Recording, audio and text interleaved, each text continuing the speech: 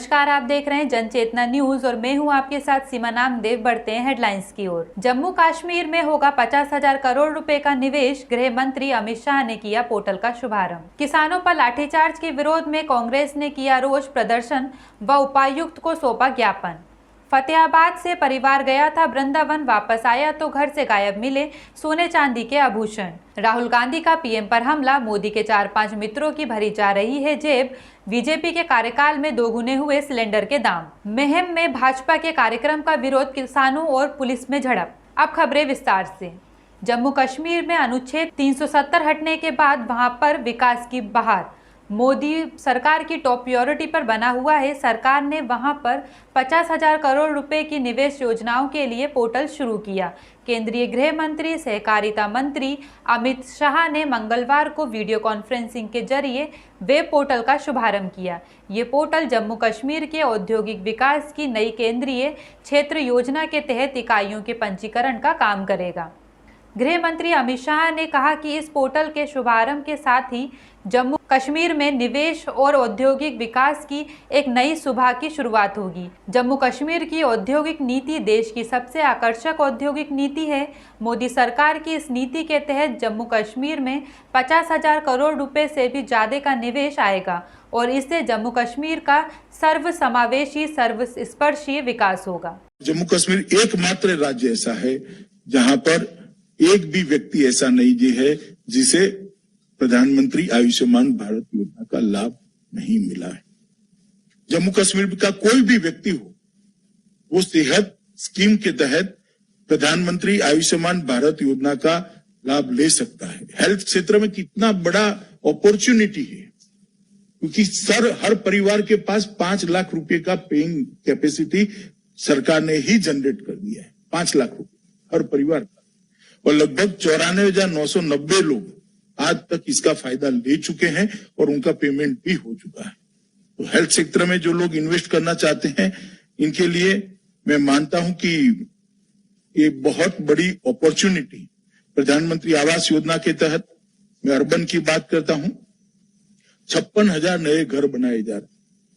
कोई कल्पना ही नहीं कर सकता कि जम्मू कश्मीर जैसे कम अर्बन एरिया वाले इस राज्य के अंदर 56,000 नए घर गरीबों के लिए बनाए जाए। उसमें से 10,500 घर बनाकर उनको दे दिए गए। जो बात करते हैं कि क्या फर्क पड़ा है, मैं उनको बताना चाहता हूं कि प्रधानमंत्री जी के विजन के कारण जम्मू कश्मीर के विकास में क्या फर्क पड़ा है। ग्रामीण के तहत लगभग 1,36,722 घरों की स्वीकृति कर दी गई। 1,36,722 लोग घर के बगैर, छत के बगैर रहते थे। आजादी के 70 साल के बाद वो सभी को घर की स्वीकृति दे दी है और उसमें से 47,323 लोगों को घर देने का काम समाप्त हो चुका है। जो पूछना चाहते हैं क्या फर्क पड़ गया, उनको मैं बताना चाहता हूं, ये फर्क पड़ गया। 70 साल में आपने लगभग 2,20,000 लोगों को घर भी नहीं दे पाए थे। 2,20,000 लोगों को शौचालय नहीं दे पाए थे। 2,20,000 परिवारों को आप बिजली नहीं दे पाए थे। 2,20,000 से ज्यादा परिवार पूरे जम्मू कश्मीर को स्वास्थ्य की सुविधाएं नहीं दे पाए थे।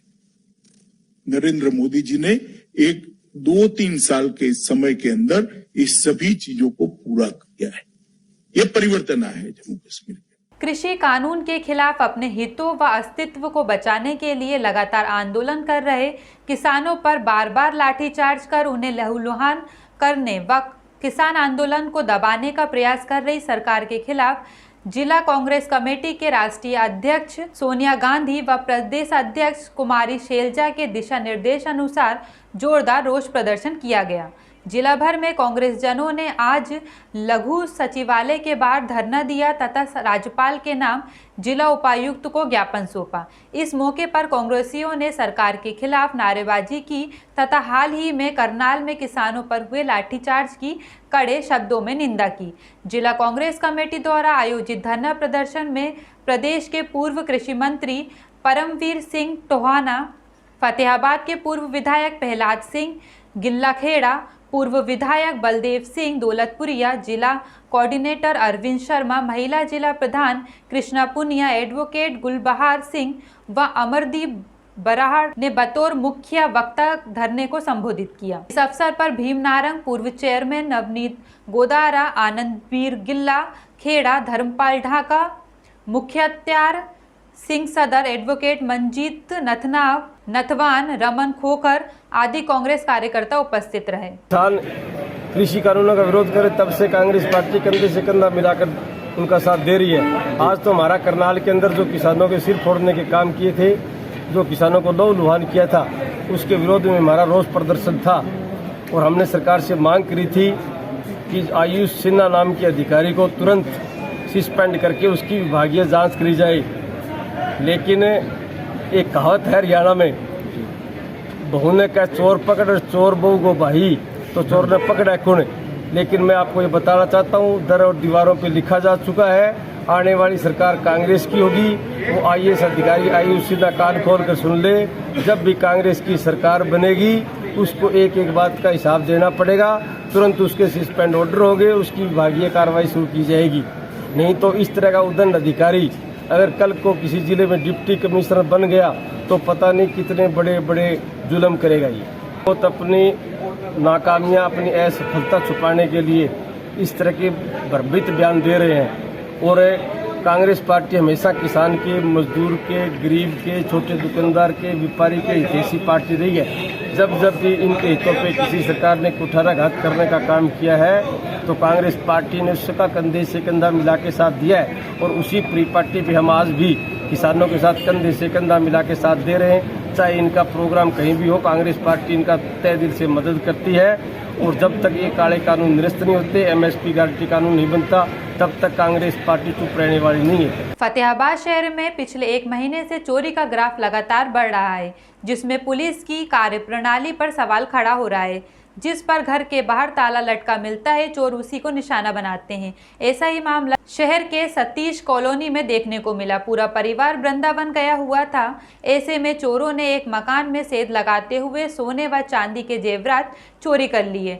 बुधवार तड़के 3 बजे जब मकान मालिक वापस घर आया तो देखा कि मकान का ताला टूटा पड़ा था। जब घर के अंदर गए तो सामान बिखरा हुआ था। अलमारी में रखा 20 तोला सोना व 1.5 किलो चांदी के जेवरात गायब मिले। वहीं 10,000 रुपये की नकदी भी चोरी कर ली गई। पुलिस ने मामले की जांच शुरू कर दी है। जानकारी के अनुसार सतीश कॉलोनी में राहुल अपने माता पिता सहित रहता था। घटना की सूचना मिलते ही पुलिस मौके पर पहुंची और मामले की जांच शुरू कर दी है। वहीं फॉरेंसिक टीम ने मौके पर पहुंचकर सबूत इकट्ठा किया। वहीं पुलिस आसपास लगे सीसीटीवी फुटेज से आरोपियों की पहचान कर रही है, लेकिन अभी तक ऐसी फुटेज भी सामने नहीं आई जिसमें पता लग सके कि चोरी किस दिन हुई है। जी सर, हम कल संडे को वृंदावन गए थे। वृंदावन से जैसे ही कल रात को लौटे हैं, आते ही देखा कि हमने हमारे घर के ताले तोड़े पड़े हैं और सभी लॉकर से ज्वेलरी वगैरह सारा कीमती सामान चुरा लिया गया है। इसमें सिल्वर की ज्वेलरी थी और गोल्ड की ज्वेलरी थी, कितनी 40 के आसपास सर। 1 किलो कैश भी कुछ था? कैश तो थोड़ा बहुत ही था सर, यही होगी सर 10-15 लाख की। तो कितने बजे आप आए हो रात को घर पे जब पता लगा? ये हम रात को 3:15 बजे आए हैं। आते ही जैसे तुरंत देखा है तो गेट का ताला तोड़ा पड़ा। नेशनल मोनेटलाइजेशन पाइपलाइन प्रोग्राम का ऐलान होने के बाद से कांग्रेस के पूर्व अध्यक्ष राहुल गांधी इसे लेकर सरकार पर हमलावर हैं।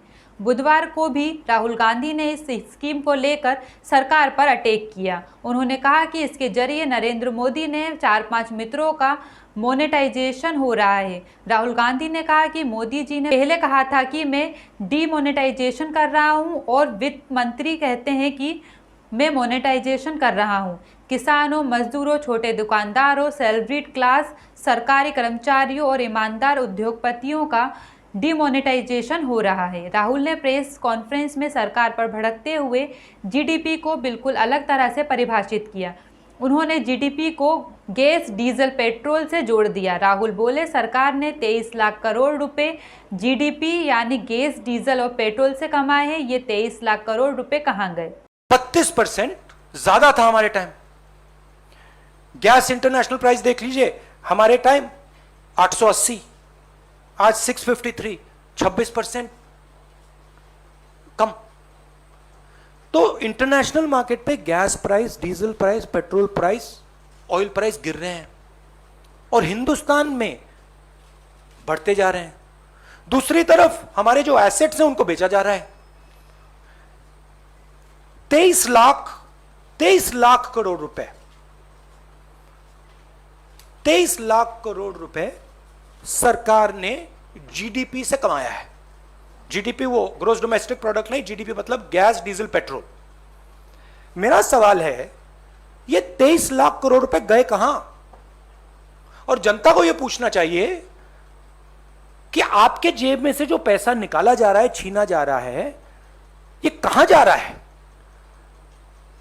जो हिंदुस्तान के एसेट्स हैं, हमारी कंपनीज हैं, उनको बेचा जा रहा है, डिमोनेटाइजेशन किया जा रहा है, नोटबंदी की जा रही है, जीएसटी आपसे पैसा छीना जा रहा है, किसानों के 3 कानून बने हैं, वहां से आपका पैसा छीना जा रहा है।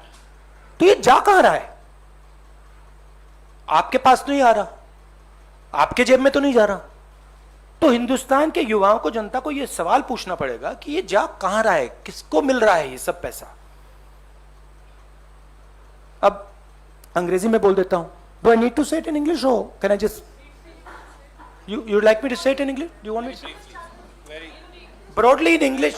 हाँ, broadly the महम नगर पालिका चुनाव को लेकर भाजपा कार्यालय में कार्यकर्ता बैठक लेने पहुंचे भाजपा सांसद संजय भाटिया, पूर्व मंत्री मनीष ग्रोवर, भाजपा नेता शमखेर खरकड़ा का आंदोलनकारी किसानों ने जमकर विरोध किया। वहीं किसानों ने प्रदर्शन को लेकर महम छावनी में तब्दील हो गया।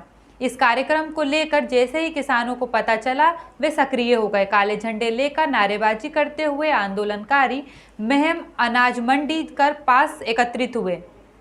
उसके बाद नारेबाजी करते हुए आंदोलनकारी किसान भाजपा कार्यालय के निकट पहुंच गए। पुलिस ने कार्यक्रम स्थल के बाहर किसानों को रोकने का प्रयास किया। इस दौरान किसानों ने पुलिस द्वारा लगाए गए बैरिकेड्स हटा दिए। इस दौरान पुलिस व आंदोलनकारियों के बीच झड़प भी हुई।